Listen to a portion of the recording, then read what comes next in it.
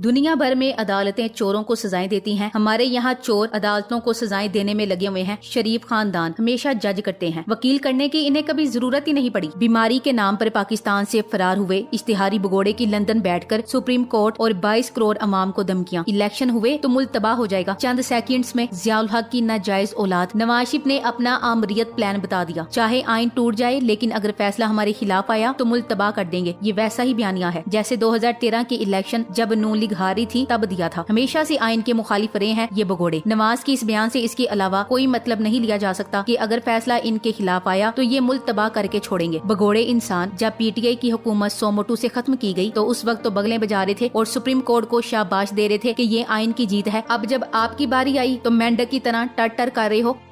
कहाँ लेके जाएंगे मुझे समझ नहीं आती। इस फैसला अगर ये फैसला खुदा न खास्ता आया, डॉलर आपका 500 रुपए हो जाएगा।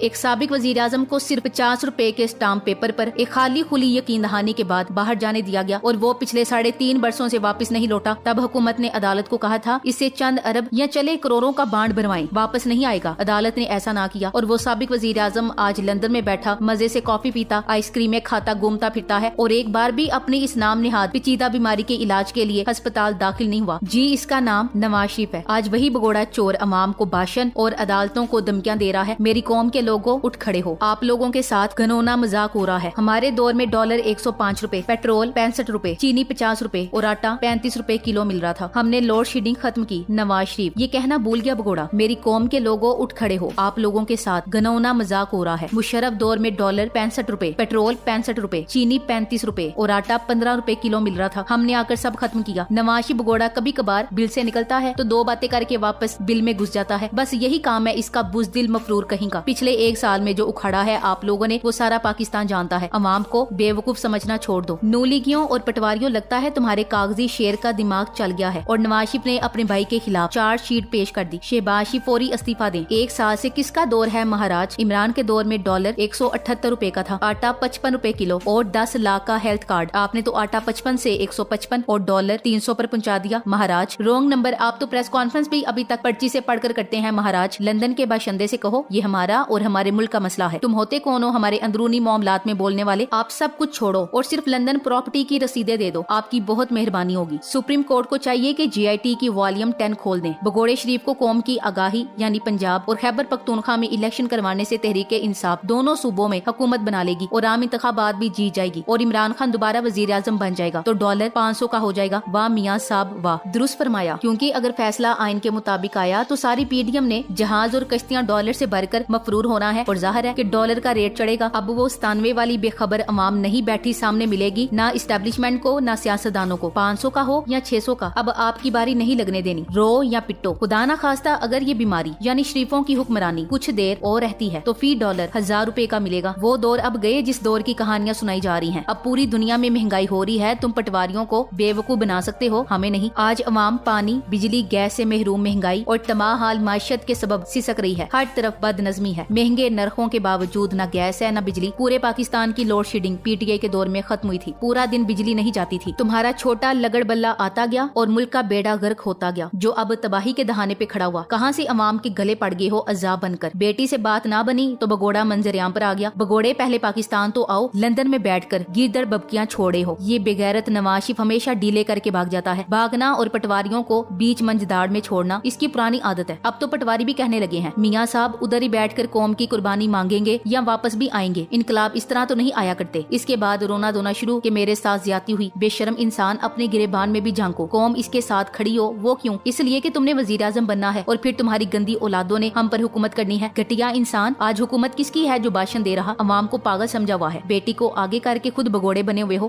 कौम वाकई देख रही है कौम के साथ क्या मजाक हो रहा। तुम्हारी नागिन बेटी ने इदारों को अपने हाथ में लेकर मुल्क को यरगमाल बनाया हुआ है। अल्लाह पाक का शुक्र है अवाम अब बाशोर है। वक्त कटता है, परवरिश बरसों। हादसा एकदम नहीं होता। अब तो हर चीफ को समझ आ गया होगा। 70 साल बाद तो पाकिस्तानियों की आंखें खुली हैं। तुम अपना गंदा बूथा बंद रखो तो बेहतर है। अवाम जानती है कि पाकिस्तान की 75 साल तारीख में सुप्रीम कोर्ट एक ही बार फिजिकल हमला किया गया जब एक सियासी जमात के सैकड़ों कारकुनों ने सुप्रीम कोर्ट पर हल्ला बोल दिया और चीफ जस्टिस समेत दीगर जजों को भागकर रिटायरिंग रूम में पनाह लेना पड़ी और वहाँ से वो बामुश्किल निकल पाए, वरना हजूम के हाथों वो जख्मी होते। जमात मुस्लिम लीग नून है। ये वाकया 1997 का है जब वजीर आजम नवाज शरीफ थे और शहबाज वजीर आला पंजाब चीफ जस्टिस सज्जाद अली शाह थे। जो वादा हुआ था वो पूरा नहीं हो सकता, क्योंकि चीफ जस्टिस उमर अता बंदयाल ने इनकी साजिशें नाकाम कर दी है। बौखलाहट तो होगी, शेर के भागने की रफ्तार ज्यादा से ज्यादा 58 किलोमीटर फी घंटा होती है, लेकिन अगर इलेक्शन के डर से भाग रहा हो तो स्पीड 120 किलोमीटर फी घंटा हो जाती है। ये एक नंबर का जाली और बेगैरत इंसान है, चोर है, मुल्क का असासा चोरी करके लंदन भाग गया है और अब टीवी पर आकर लेक्चर दे रहा है। अगर चीफ जस्टिस साहब और पाकिस्तान की अदालतों को जरा भर भी कानून की फिक्र है तो पैमरा और तमाम चैनल्स के खिलाफ आज खुद नोटिस लें, जिन्होंने कौमी मुजरिम अदालतों को धोखा देकर भागे हुए मफरूर मुजरिम की अदालतों के खिलाफ प्रेस कॉन्फ्रेंस दिखाई। ये होता कौन है पाकिस्तान के मामलात में बोलने वाला? हम हमारी अदलिया और तमाम इदारों से ये सवाल करते हैं कि एक फरार मुजरिम यानी नवाज शरीफ का बयान क्यों नेशनल टीवी पर और हमारे मीडिया चैनल्स पर नशर किया गया? अपनी जमा पूंजी जो पाकिस्तान को लूट कर अपने अकाउंट के मुल्कों में छुपा रखी, उसको बचाने के लिए पूरे मुल्क और अवाम को दाव पर लगा रहा है। लानती, बेगैरत, घटिया, जहन्नमी आदमी 50 रुपए के स्टाम्प पर फरार होने वाला बाहर बैठकर धमकियां दे रहा है रियासत को, मगर इसकी भी वजह है। धमकियां तो मिलेंगी क्योंकि डीलें और डीलें हुई हैं। अब शुक्रिया किसका अदा करना है ये दिन भी अवाम देख रही है कि 50 रुपए के स्टाम्प पेपर पर भागने वाला भाषण देगा। जिस फैसले से शहबाज की हुकूमत बनी थी उसके मुताबिक तो डॉलर 178 से 89 तक जाना चाहिए था, मगर वो तो 284 तक पहुँच गया है। इकामा, प्लेटलेट्स, रसीदें, कर्ज उतारो, मुल्क संवारो, हुदैबिया पेपर मिल, ताज कंपनी, कोऑपरेटिव स्कैंडल, गंजे बगोड़े, डॉलर अगर 1000 का भी हो जाए परवाह नहीं, पर तुम जैसे गद्दारों को अब पाकिस्तान घुसने नहीं देंगे। देखते हैं आइन और कानून के साथ खिलवाड़ करके तुम कौन से एयरपोर्ट उतरते हो। इससे ज्यादा जलालत इनके लिए और भला क्या होगी। एक इलेक्शन के खौफ से इनकी जान निकली जा रही है। इनको तो शर्म से ही डूब मरना चाहिए। पाकिस्तान की बका और तरक्की आइन और कानून की बालादस्ती में पुशीदा है। पाकिस्तान को फिलफौर साफ और शफाफ इलेक्शन की जरूरत है, जिससे मुल्क में सियासी इस्तेकाम आएगा। आज से 8-10 माह पहले का पाकिस्तान ठीक था या आज का पाकिस्तान ठीक है? गलत काम का गलत अंजाम होता है। हम चीफ जस्टिस उमर अता बंदयाल साहब को सलाम पेश करते हैं और जिस तरह अपने लीडर इमरान खान के लिए वाटर कैनन और शेलिंग बर्दाश्त की, इसी तरह चीफ जस्टिस साहब के लिए भी बर्दाश्त कर लेंगे, क्योंकि हमारे लीडर ने यही सिखाया है कि हक के साथ खड़े रहो। हुकूमत के तमाम इकदाम गैर एलानिया मार्शल लॉ की तरफ इशारा करते हैं। अदालतें अपने फैसले को नाफिज करने से कासिर हैं। मुल्क में दहशत का राज है, मुकम्मल ला कानूनियत। बेगम सफदर तो बिल्कुल जाहिल और अनपढ़ औरत है, कॉलेज भी पास नहीं कर सकी और ना ही एक दिन भी कोई ढंग का काम किया। जरा इसकी बदजुबानी देखें। ये खानदान कभी भी पाकिस्तान की खैरखा नहीं रहे। पाकिस्तान के गद्दार ज्यादातर इसी खानदान के पैदावार हैं। ये है इनकी असलियत। पाकिस्तानियों ने क्या सोचकर इस बुज़दिल और भगोड़े शख्स को वजीर आज़म बनाया था? शुक्रिया इमरान खान, इन सारे साजिशों से अवाम को आगाह करवाया और सड़े निजाम का सारा कुछ खोल कर सामने रख दिया। इस दफा इस बाढ़ ने पूरा जोर लगा लिया, लेकिन बात बनती नजर नहीं आ रही। इमरान खान ने अवाम में शौर बेदार करके इस खानदान की नस्लों को छठी का दूध याद दिला दिया। अब लूट गसूट का बाब हमेशा के लिए बंद ही समझो। जितने मर्जी हेलीकॉप्टर और हेलीपैड बनवा लें, इनके नसीब में अब पाकिस्तान नहीं। सेहत कार्ड गलत था, लंगर खाने गलत थे, एहसास के बेशतर प्रोग्राम बेसूद थे, 12,000 की इमदाद गलत थी। बस मीलों लंबी कतार में धक्के खाकर आटे की बोरी लेना ठीक है? कौम की इज्जत नफ्स को रोंद कर ये इम्पोर्टेड हुकूमत आखिर क्या हासिल करेगी? भगोड़े चोर की डिमांड। हमारी डिमांड है कि फुल कोर्ट बेंच बनाया जाए जिसका फैसला सबको कबूल होगा। लेकिन क्यों इन 3 जजेस का बेंच बनाया गया है? इसके पीछे क्या अवामिल कार फरमा है जिसे पूरी कौम को समझने की जरूरत है? इस 3 रुकनी बेंच में से 2 वो जज हैं जिन्होंने पानामा केस में नवाज शरीफ के खिलाफ फैसले दिए। फुल कोर्ट के लिए आइन में तरमीम करना पड़ेगा। बेंच बनाना सिर्फ चीफ जस्टिस साहब का इख्तियार है, जिसको चैलेंज करना आइन को ना मानने के मुतरादिफ है। वैसे भी सुप्रीम कोर्ट इलेक्शन ही कह रहे हैं, कोई तुमको फांसी पर तो नहीं लटका रहा। जाओ अवाम में। वैसे भी मरियम कहती है मेरी मकबूलियत ज्यादा है खान से, इसका जलसा फ्लॉप था तो कराओ इलेक्शन। डरते क्यों हो पटवारियों? हम खड़े थे,